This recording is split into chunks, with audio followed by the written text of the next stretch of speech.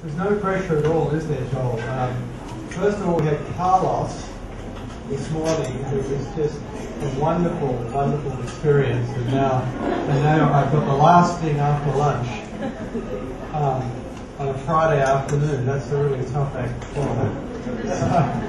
I'll do my best. Thank you for the invitation and the opportunity to share some ideas. And let's.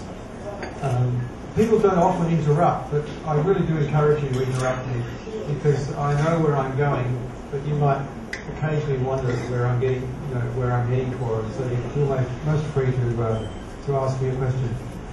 When everyone asked me to talk about this, I sat down and I thought about it. Well, I work at a big, very small university now. And I think some of you saw me last time. I was at a very large university. But our university, I think, leads Hong Kong in the use of service learning. And in fact, you can't graduate from our university unless you have 75 credit points in your degree in service learning. And one of the problems that we face is exactly the same problems that are occupying your attention here, is how do we capture the evidence from the students that they've actually learned something and gained something from this thing that we value so highly, and we put so many resources and so much time into.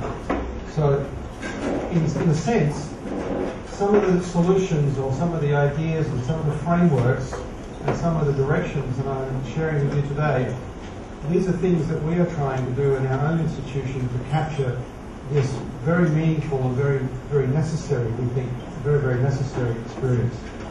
So basically, I'm going to try and get this thing to work. It worked a moment ago. Thinking.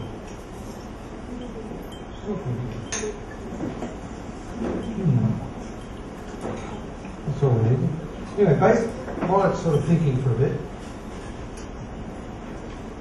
let's get to the next slide. There we go. Service learning, I'm going to look at that, a little bit of teaching and learning because I think that holds it all together. Something about design, some examples from work that I've done in the last few years, and the power of the mobile. We can't forget these mobile devices. They're everywhere, they're popular, people like using them. More importantly though, our students like using them. And they're the one device that you can guarantee whether you like it or not, they will have with them.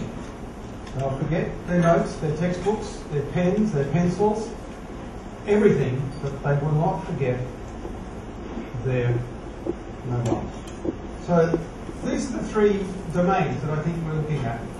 Service learning, e-portfolios, and mobile devices. And I look upon the service learning component and the relationship with the mobile device is this idea of capturing evidence. And by capturing evidence, you capture the evidence in context, in the place the service learning takes place. The next part for the students is having got the material, the evidence in context, is to upload the evidence into a place that they can then work with and engage with. And the final bit is to present the evidence. To present the evidence and convince you and convince their peers that what they've done is they've learned something from the experience, and hopefully that the whole combination of the three domains will provide evidence of student learning outcomes and student change. So that's really what the model is going to look at. So this is what we call service learning at Lingnan, this idea of enriching the students' personal growth, civic responsibility and maturity, providing a resource. Universities are basically fairly rich organisations compared to most of the community. Advance the understanding of society. In discussions with students at my university, we've just been audited. Being audited in Hong Kong is a bit like somebody tying your feet together and putting you on the back of a car and dragging you around the field backwards. It's really unpleasant, it's very, very time consuming, and when you finish you feel exhausted and battered. So it's a very tricky experience. But speaking to the alumni about, in preparation for our audit, one of the alumni said that the service learning he engaged in when he was an undergraduate student changed his life. In fact, changed the things that he did from then on in. And he was going to go back and talk to the panel, the audit panel, and tell them about the way in which service learning had changed him and changed the direction of his life. So it does have an influence, it does have an impact. The other ones, obviously, leadership skills, humility, and foster a culture of service, because people who graduate from universities every year, they're still in the minority in the population, and they should give something back. Literacies. This is the other part of the equation that I think service learning and university learning in the 21st century contribute to. This concept of literacy. It's very, very tricky. Because when I went to school, a very long time ago, all I really had to worry about was writing, reading, occasionally speaking, and the teacher said it was okay. And now look what we're faced with. All of these combinations of literacies that run right across our society, our globally interconnected society. And this is really tricky for our students. How do we get them to look beyond not just the borders of the university, but beyond the borders of our institutions, beyond the borders of our countries, and start thinking like global citizens? The other thing is that we're faced with, like every university, we have these things called graduate attributes, which we're trying to achieve. And in Hong Kong every year, the South China Morning Post runs a survey of middle management. And you know what? In Hong Kong, business people never talk about content when you say what they want from the graduates. They talk about things like this. Independent critical thinking. Want them to be able to solve problems.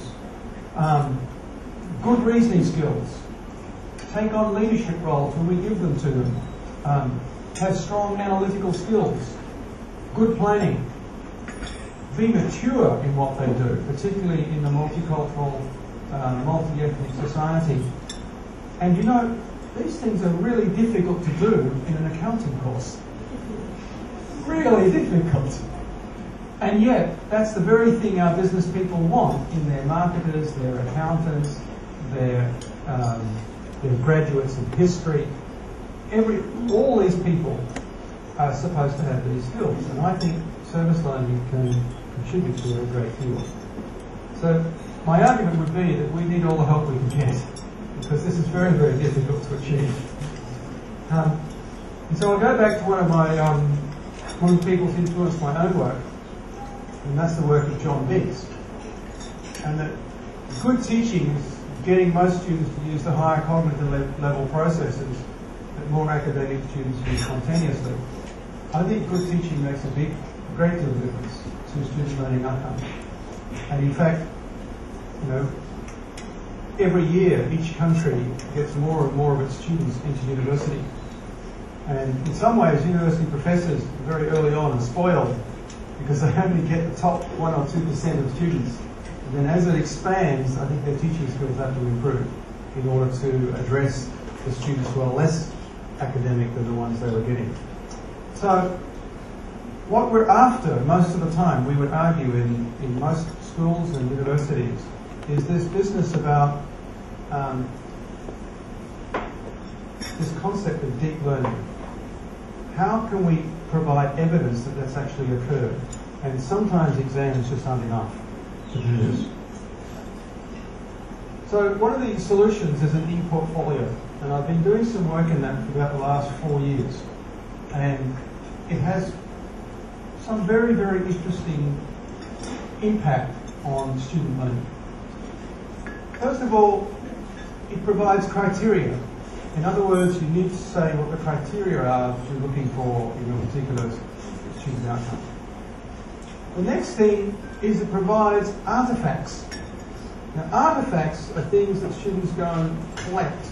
They might write them, take photographs, videos, interview people, take notes, provide flow diagrams and processes, anything really. But the important point is that it's not just simply text. It must be more than text. And all these ones here that I've mentioned, web pages, photographs, blogs, wikis, audio, diagrams, they can be really messy. And I've been really selfish here. They can be messy from my point of view because I have to grade them. Okay?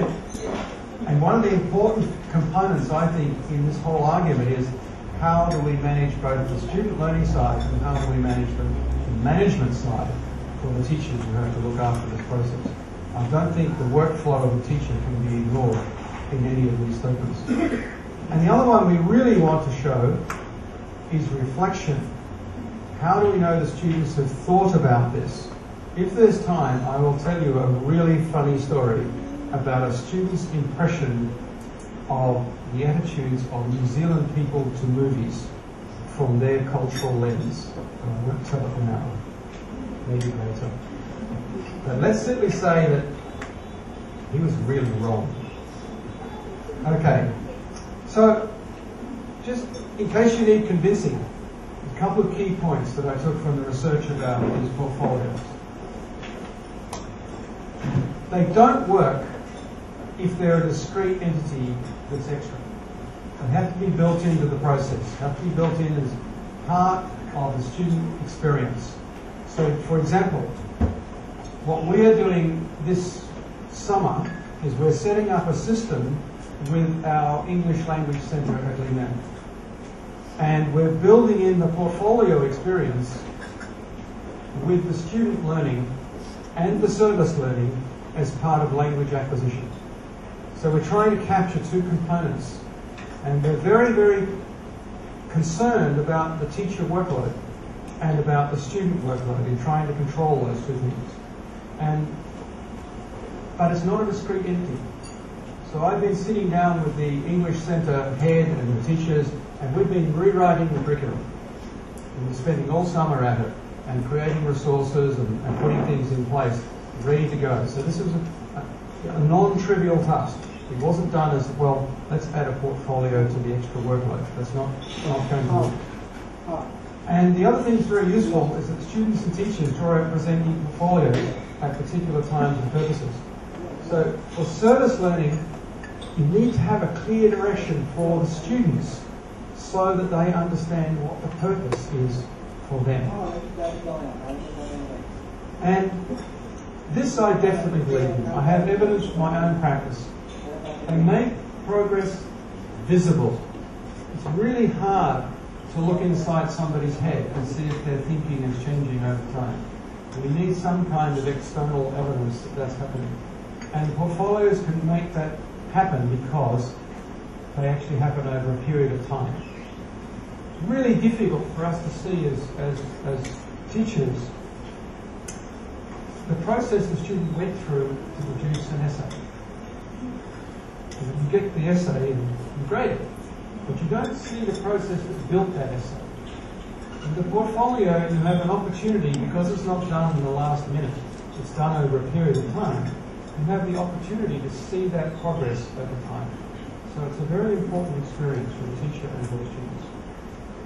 And the other thing I found very interesting is that the students like looking at each other's portfolios. They're very keen to see what somebody else is doing. And they're very keen, particularly if you as the teacher, you dip in, and then in your face-to-face classes you say, well actually, in my case it will be Wing. Wing's actually doing a really good job. I'd like you all to have a look at his portfolio and see what you think. I don't want to give any hints, but could be heading towards an A. And so most of the students immediately think, wow, I wonder what he's doing right, and go and have a look. And that changes the dynamics of the student's behaviour, and it changes motivation. So portfolios and e-portfolios involve these things here called evidence, persistence, engagement, history and sharing.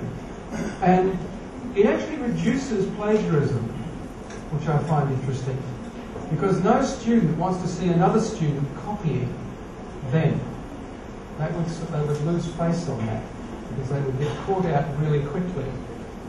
If a student plagiarises an essay, it's really between you and them. If a student plagiarises in a public environment, in a shared environment, it's between them and their peers. And if they plagiarise each other, that's really a problem. So it consists of these things, these concepts of artefacts, media, formal and informal.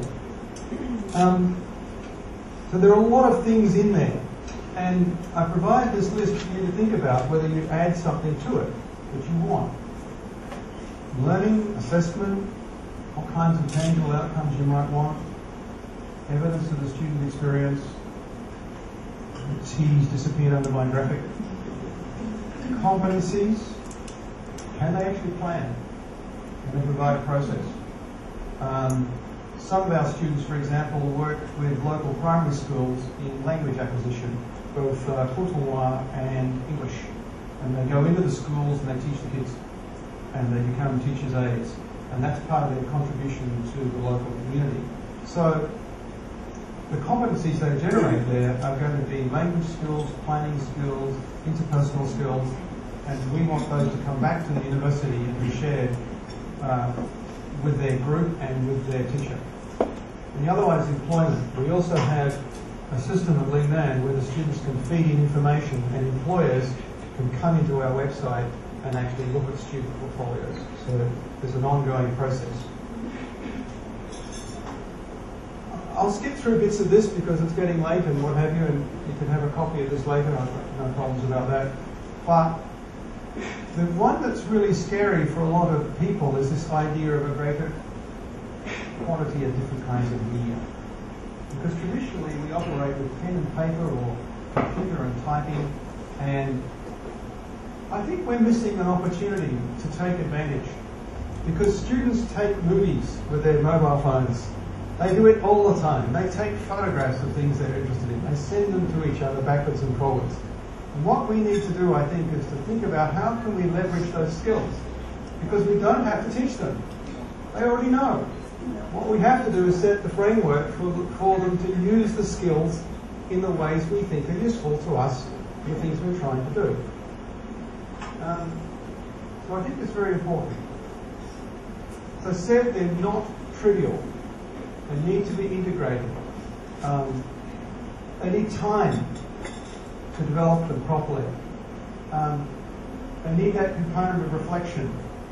And they need support and structure. Students will not automatically move into this domain just because you ask them to. Essays they understand. Exams they understand. Portfolios? I don't think so. We need to help them through that process of actually how to develop it. So they do all of these things. The other one we find very difficult to measure amazingly expert, and some you can't, they can practically just about turn on a computer. We also have students from the mainland where they are using very old systems or not using these systems at all. And in fact, we have to run remedial computer classes for those students because they don't know how to use them. So this business of, oh, everybody knows, well, it's not that universal really. This is very important. Convincing students and giving them tools, and I don't just mean physical or software tools, but mental tools for them to think about what they've learned. Teaching them things like a SWOT analysis, strengths, weaknesses, opportunities, threats, and using that process over time. One of the most effective things I've found is, first part of the portfolio, do a SWOT analysis on yourself. Find out what your strengths and weaknesses are and write them down at the beginning of your portfolio. And then, the last thing you do is you revisit those things. But it means that you as the teacher, you can look at the front and you can think, well, let's see if they've addressed any of these things now. Okay? And they do. And what I also find interesting is my students are very colourful.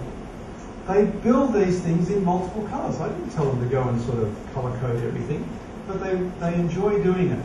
And they actually do it to provide clarity to their argument, which I find really useful. So the pedagogy of all of this is, it does change motivation. If it starts to address graduate outcomes, I think it provides evidence of 21st century literacy skills, evidence of reflection. You can use it for assessment. There are ways and means to do that. It's very powerful, very useful. Provides evidence of higher order thinking and talks about audience and metacognition. The tricky part of this one is providing an assessment rubric. You have to tell them what you're looking for. And sitting down and writing these things, it does take a little bit of time. As a teacher in my early years, I taught chemistry. I have a science background. And I don't know about you, but maybe I was lazy, but I don't think I was really. But funny, I never set the marking key to my exams until I was at least halfway through the semester. Anybody do that as well? Wait until about a month out from the exam and write the exam and then write the answers? Anybody do that? Come on, I can't be the only one. Excellent. There's a few honest people. Good to see. Okay. The difference with portfolio development, everyone, is that you actually have to do it at the front.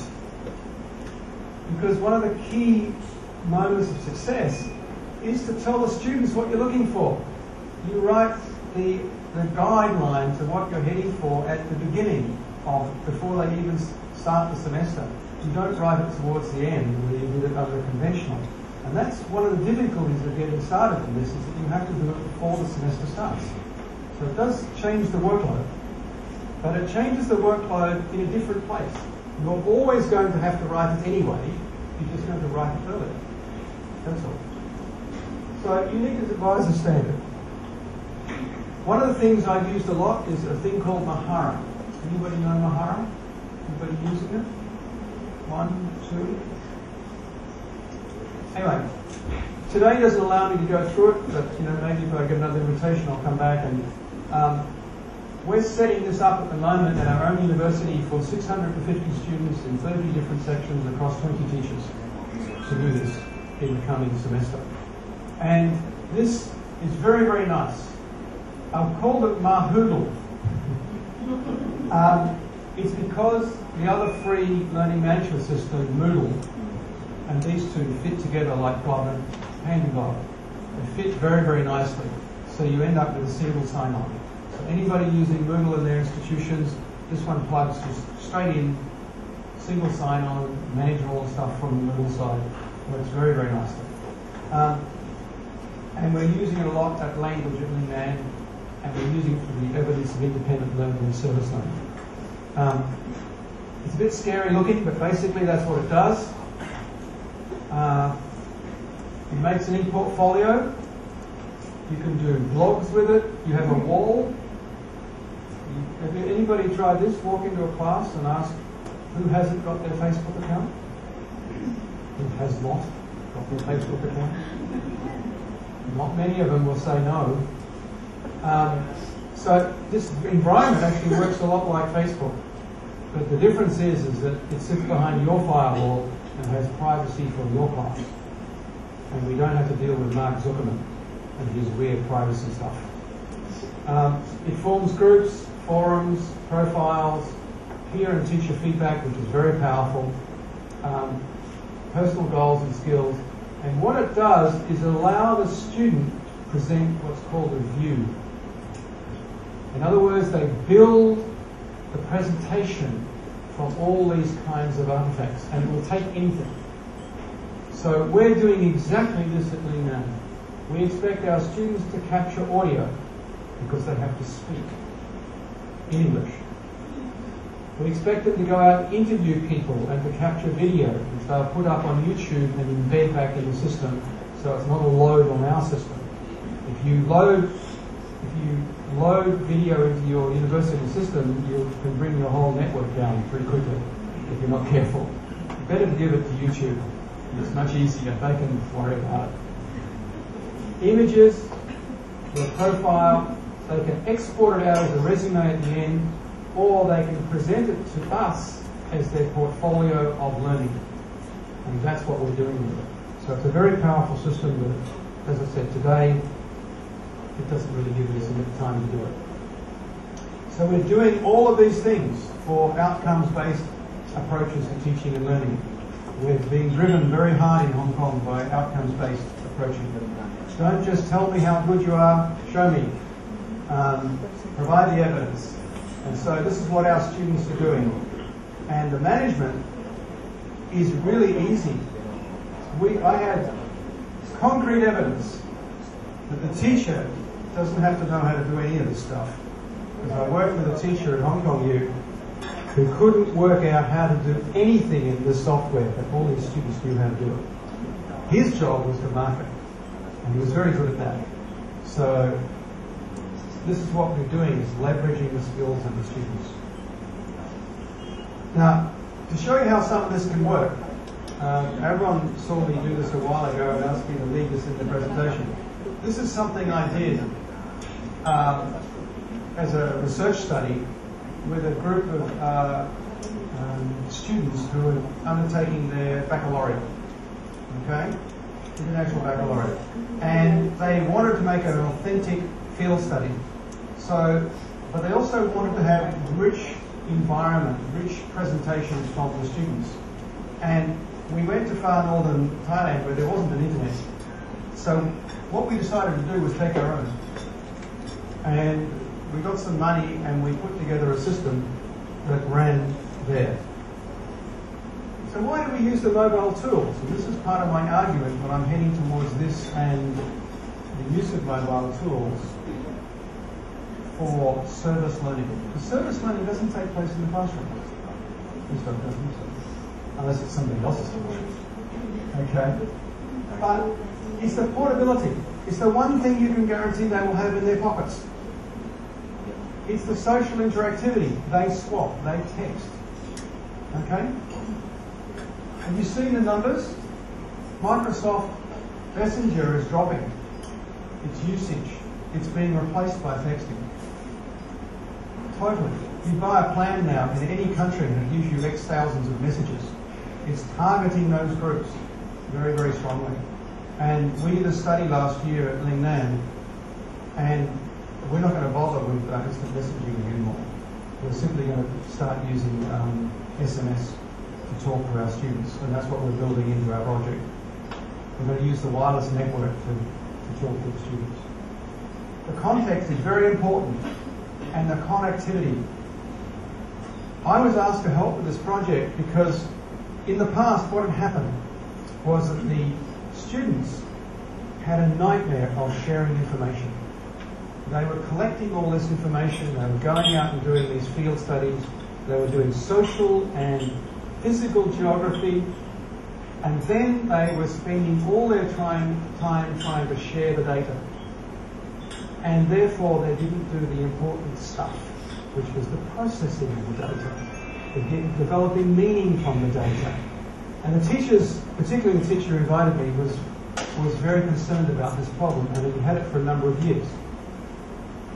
Now, let me just simply say that his feeling about having a university person there looking with mobile tools wasn't quite shared by everybody in the team.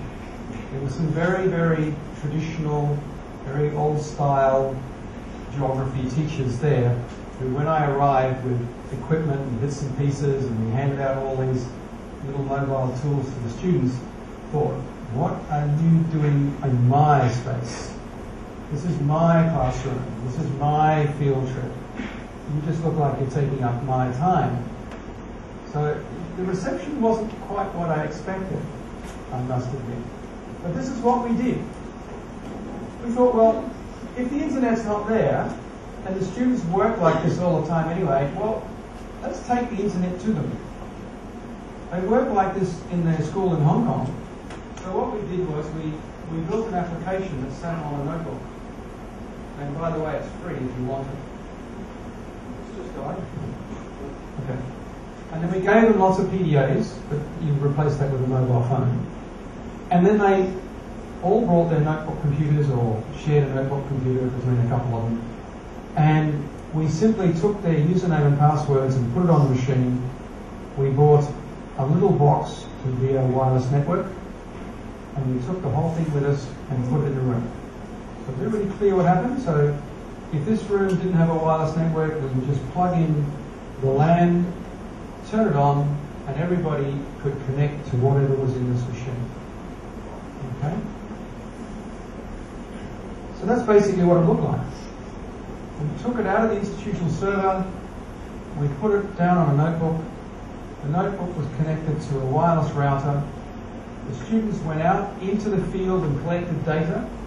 They came back in, and the data could flow through this machine here onto their notebooks. The sharing problem was fixed within 20 minutes, and it had a big impact on learning.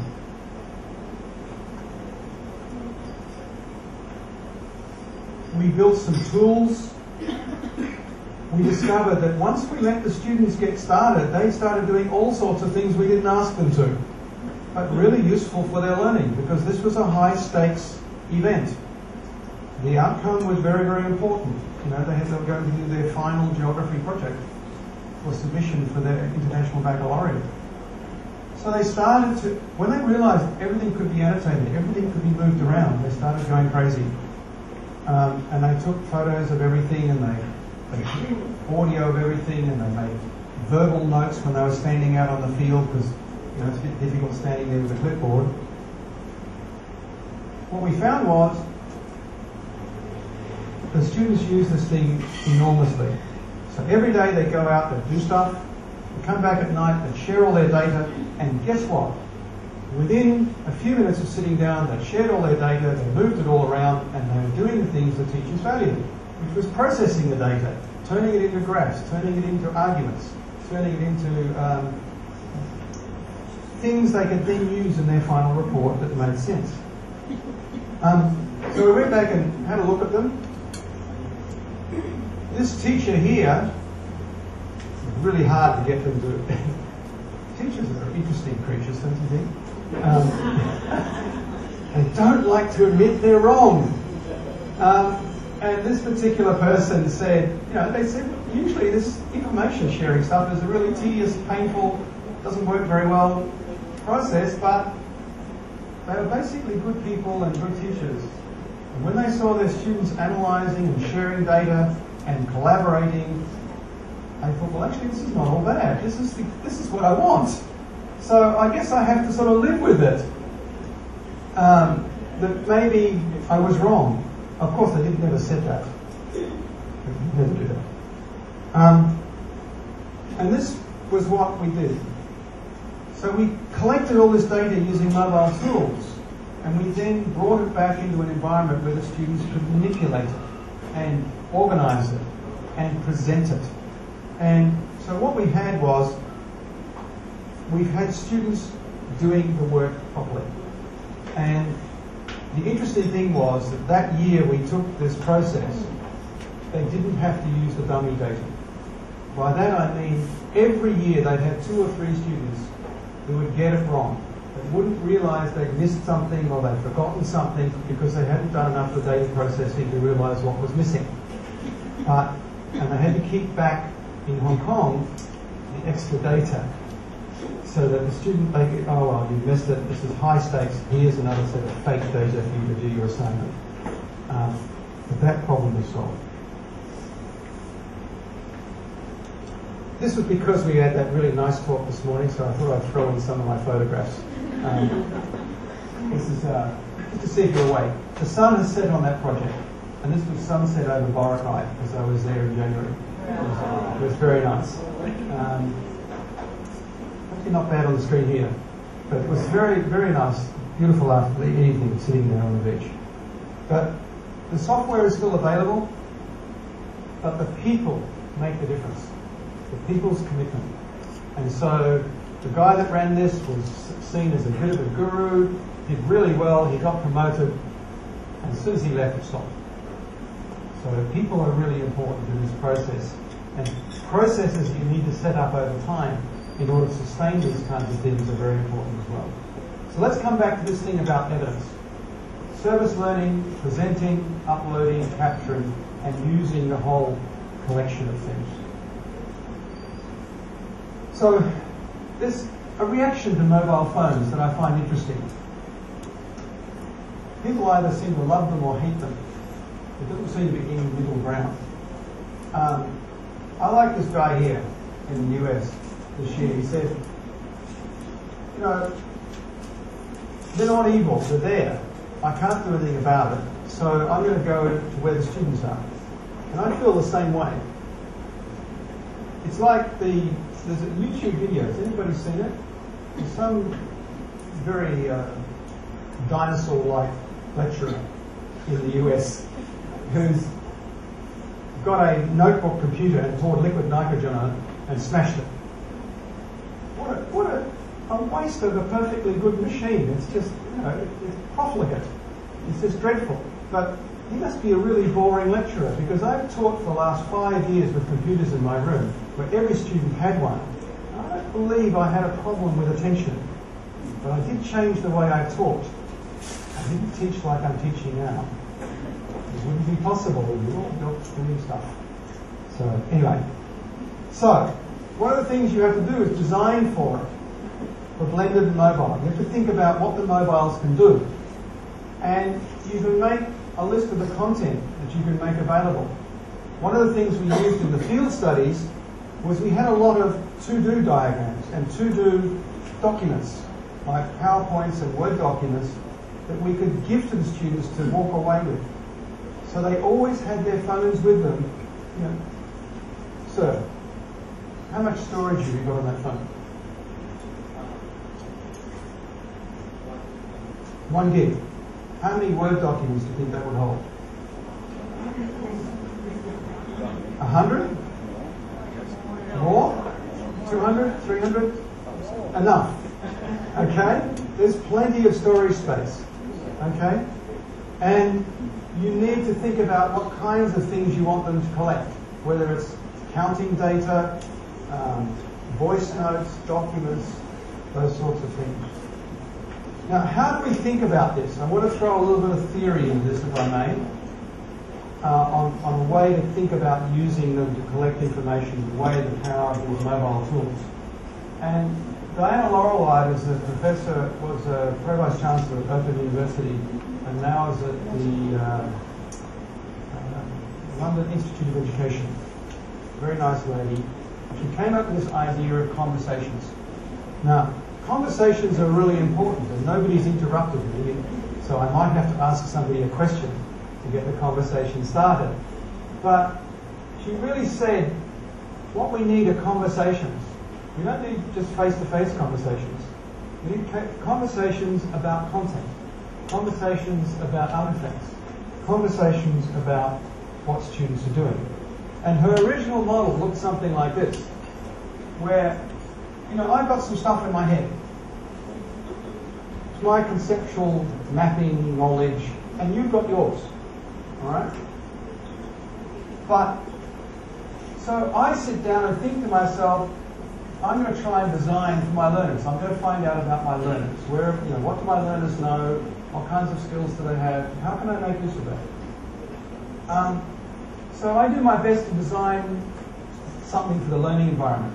Now, that discussion doesn't just mean verbal discussion. It means interaction between using any kind of media that you can get your hands on. And today that means photographs, graphs, images, voices, text, forums, discussions in classrooms, whatever you can. And then once you start working with the students, you see what interactions there are with the content. And good teachers, I think, they change with time. If something's not working, they're very happy to try something else that is to make it work better. And so good teachers don't have a curriculum, a delivery built in stone. They will change it as they go along and talk to their students.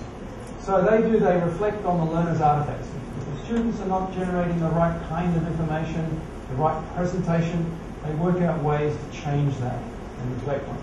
And meanwhile, the students revise their learning strategies if it's not working, and they hopefully reflect on what they're doing. So we're trying to move the students' conceptual knowledge closer to that of the teacher. It's not perfect, it's not matching, it's that mathematical term called congruence, where the student can put it into their own words. Now, let's just try and think about this a little bit. So how can we do this using mobile stuff?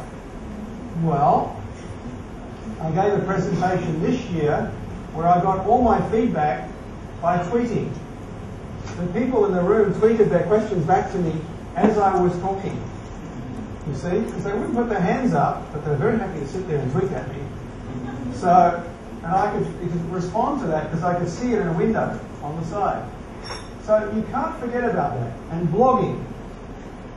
Did you know that Asian students blog about 3 times as much as Western students? Did you notice that? Did you notice? We have the raw numbers at Google, by the way. Just incredible numbers of students. And I have the Australian numbers and the Hong Kong numbers and the Scottish numbers. And Asian students do it vastly more than Western students. The other thing you can do is you can share this stuff. One of the things that's happening with the mobile web is that it's going up to the cloud. And a lot of things now that students can create can sit in the cloud and they can move around with them.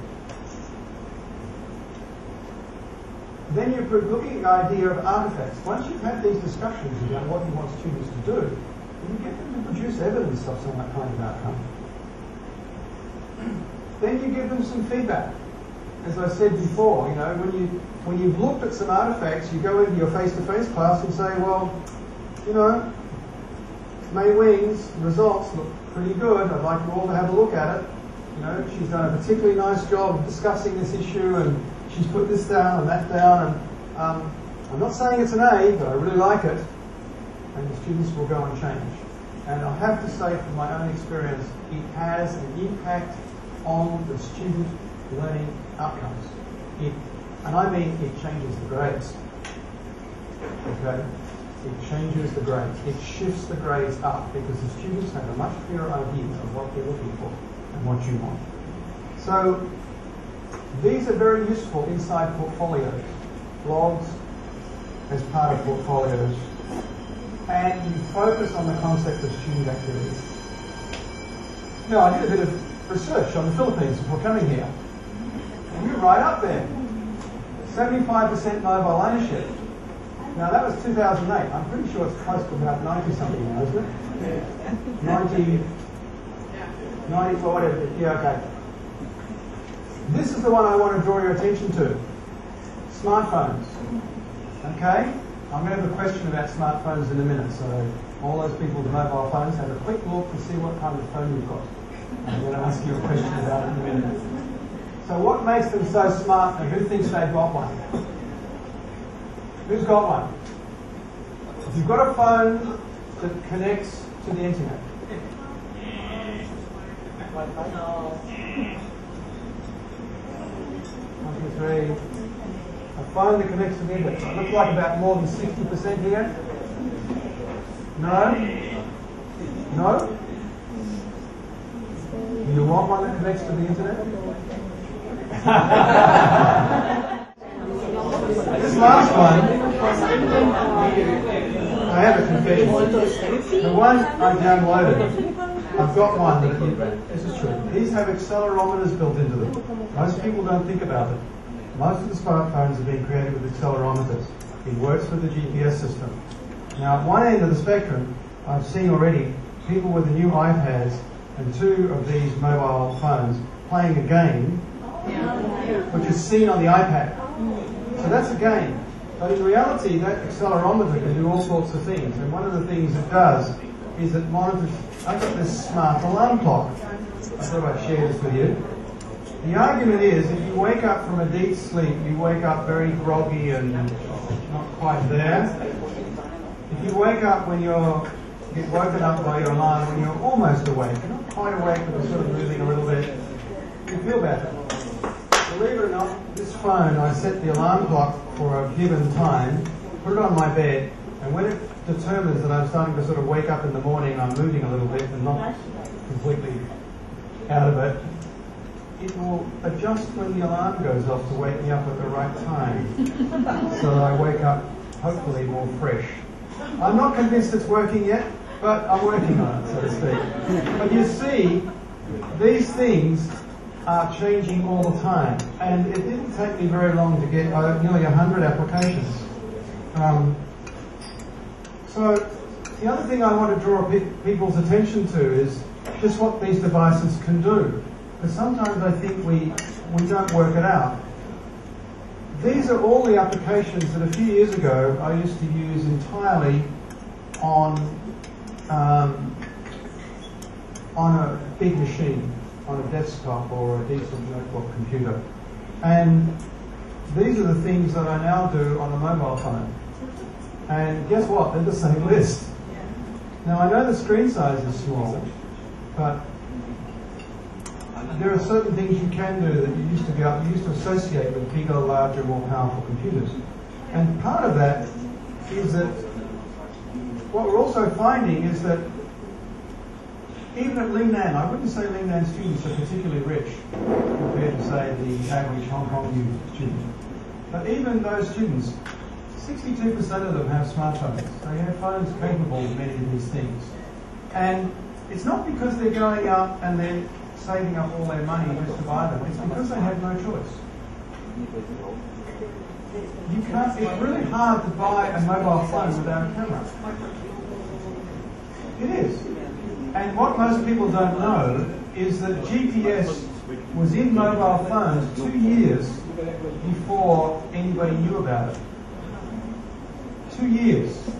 And the reason is you can't make a mobile phone chip with all these functions and make multiple varieties of the same chip and have cheaper versions. It's just not possible. You build one chip. And the low-end phone just has certain functions turned off. And the high-end phone has the higher functions turned on. But they build only one chip. It's too expensive to do anything else.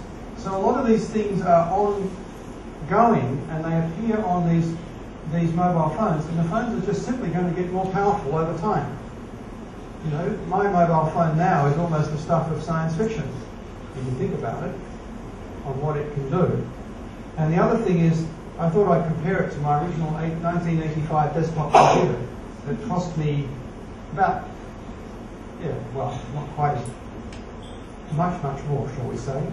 About 7 times as much it cost me at the time compared to my mobile phone. My current phone is 350 times faster in the processor speed. My phone, compared to that first computer. The storage space has gone up by more than 1 million times. And my argument is that one day all phones will be smart. You won't have a choice. You know, it's too expensive to, unless you're specifically doing something in a developing country and you're deliberately targeting some group, it's just not worth the manufacturer's time to produce really low-end phones. It's too expensive. You just produce one. So I'm arguing that all of it would be. And guess where just about the fastest growth is? It's here, in Asia. People are buying these things, and I'm told that this is a very mobile phone culture. That, you know, Filipinos like buying the next gadget. What's yours? You're doing something wrong. You don't have the latest one. Anyway, that's the other thing that's happening is that a lot of young people don't have fixed phones, particularly in this part of the world. They just don't even bother. Their only phone, their only form of communication is their mobile phone. That's what I'm saying. If you go down this line of developing portfolios for service learning, then you don't have to ask the question of whether they've got one. You have to think about what you can do with it. And I like this quote too. It's not when they will get them, it's if they will, it's when and at what age. In the US, where it's a wealthy economy, kids as young as 8 have them. 8 years old. And they're often locked by the parents. So they phone the parents or they phone the school and they become part of a safety device. This is our students at Lingnan. We did a survey last September. And look what they're doing with it. The interesting thing is none of this has anything to do with learning. This is just what they do every day. We don't use mobile phones at the moment for teaching and learning. But look what our students are doing. They're texting like crazy. They're sending movies and photos everywhere. They're doing email on their phones because they can. They're accessing information on the web when they need to, and they're actually using it as a personal organizer to which I find really amazing and very good news, because some of them are not terribly well organised. But this is what they're doing. We should be taking advantage of this stuff. You know? So this is what you can use them. Students are creating podcasts, SMS for communication, social networking, generating media, and just in time. Those documents are great. You can give those documents, they can walk around with them, they don't have to remember pieces of paper, they can pull out their phone and read it, and think, oh, is that what I'm supposed to be doing? And away they go. The other thing that I thought I would finish with is this whole issue of the cloud. The cloud is coming to us, whether we like it or not. Information is going up onto servers owned by Google and others that sit out there somewhere, so you don't know where your data is. What it basically means, though, is that that data can be updated live in time. That's how we're going to communicate with all our students. We don't want the student to come in and download a document or send them an email with a document. We just want to say to them, oh, there's a new document, go and get it off the shared server. And they can go up and get it off the cloud. Right? We don't have to manage that process. They just have a shared account using something like SugarSync or Blackboard if we decide to buy it, or another one called File. So the cloud is coming, not just to your desktop, but to your mobile environment as well. And we're going to make use of that, because for universities and schools, the most powerful thing we have is our wireless network. And our wireless network makes all of this zero cost to the student. So we can share these documents very, very easily with students in a wireless network. It's very powerful. The other thing that's driving this is the operating systems. And I thought I'd get this. This is published by ADI Research this year. And you can see these are the projections in the US. The iPhone is still winning in terms of the number of applications and the total usage. But Android is making some gains.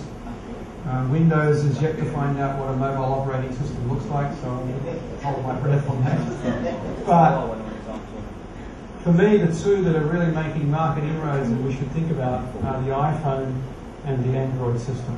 And they seem to be the ones that are going to be holding the sway for a while. To finish, these things are very powerful devices. They're always on, they're always connected. My own children never turn them off. Ever. Okay? And kids don't. When I go to bed, I turn my phone off. I do not want to be disturbed by an SMS at 2:30 in the morning. Okay? But they do. They want to stay connected. And they have very big networks of people they stay connected with. And that can be very good for driving group dynamics in projects and service learning in general. These things, microblogging, you can say a lot to keep a conversation alive. You can support these things where students can feed. It's really simple now to have every student out doing something in the service field and have them Twitter their comments live back to the same place in a blog.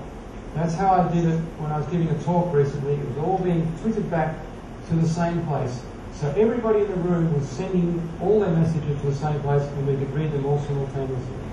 You could have students out doing work and they're all talking about their experiences, capturing them in the moment, not thinking about them later, but actually doing it as they go, and all that information being captured centrally that you can then look at and analyse later. So it's very powerful tools.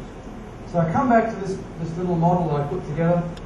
I hope it's useful, because I think the service learning component is very much about presenting evidence. And a year ago when I went to Lingnan, the first thing that happened to me was the service learning people called me in and said, you know, we've got this 75 points that our students must do to graduate, and you know, sometimes all we get is attendance records. They went. We get no other evidence that they've done anything or learned anything. And yet, at the same time, we have these very high graduate attributes. We're supposed to provide evidence that they're achieving in some way or form. So we sat down and thought about it, and thought about ways in which we can use what the students have, which is their mobile phones, We can use an e-portfolio where different kinds of information can be presented and focused, and we can go through that process of students showing us the evidence they've learned and gained from their experience. So they're very portable, really accessible. They've got multimodal means of communication. They're pretty inexpensive. You know, you don't have to go with the latest and the greatest phone. They all cycle through the system. You can pick up the original iPhone now for almost nothing, certainly in Hong Kong, and yet it does most of the things we want that I'm talking about here. So that whole second-hand market is an opportunity there for us. It's very nice to own the latest and greatest, and I put my order in for the 4G phone when it comes out in a month's time in Hong Kong, but it's not absolutely necessary for our purposes. I think these are the challenges. And I face this talking to the staff that I'm working with in the English Centre. It challenges tradition. It takes away some of the expertise, if you like, of some of the power relationships, the power structures. There are new ways of engaging with these students. The student sends and writes enormous numbers of text messages. Now, mostly it's like, where are you and where can we meet and, where's the next coffee shop? But we could leverage that process in terms of what we do, because they're so fast and they're so skilled at doing it. And all we have to do is channel that energy and that knowledge and that skill into an academic purpose that we think is going to be useful and gainful for the students. It can compete for the attention of the user, but only if they don't have a task to use it for. That's the issue. If the task is very clearly defined, if the assessment is really clearly defined, then they'll go off and do the task appropriately. There are some issues with these devices, and people who don't want to do something usually spend their time telling you why it won't work. Have you noticed that? Anything different, they'll say, oh, but it doesn't work because of this. It doesn't work because of that. I didn't bring it with me because I was afraid I'd get mugged and it might get stolen. I'm serious. But I bought an iPad when I was in the US in April. And it's an amazing gadget. The first thing my IT colleague said to me, oh, it hasn't got this and it hasn't got this and it hasn't got that, so therefore it's no good. He's not really interested, so he finds reasons not to look at it in a positive way. I think people sometimes do the same thing with mobile devices. They find reasons not to engage with them. Oh, they don't do this, the screen is too small. Well, that's not what our students think about it. Our students think these are very, very useful gadgets. And most students, when you interview them, when you ask them what they would give up, the mobile phone is just slightly below mum. Well, I wouldn't want to push it, if there was an argument that day. So, these are some of the issues. Slow CPU, forget it, they're fast. Keyboard. See how fast kids are on these things? The record for thumb texting now is like 120 words a minute. And 30 years ago, that would have got you a job as a top typist.